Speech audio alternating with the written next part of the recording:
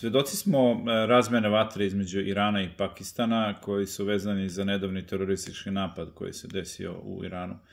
Međutim, ono što zabrinjava je da Iran je u isto vreme napao i položaje u Iraku i nedavno smo imali otmicu američkog trgovačkog broda.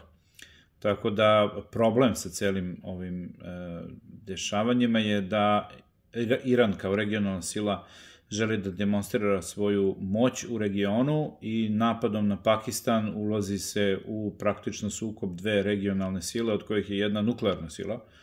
Tako da Pakistan u svakom slučaju kad god bi se napala njegova teritorija će sigurno imati odgovor tako što će napasti ciljeve u Iranu. Ono gde postoji rizik sa ovakvim dešavanjima je da može se ući u negativnu spiralu sukoba koja može da ode u nepovratnom pravcu, a to je sukob između dve regionalne sile i možda čak sa mogućnošću i upotrebe nuklearnog naoružanja ukoliko bi se to eskaliralo više nego što se očekuje.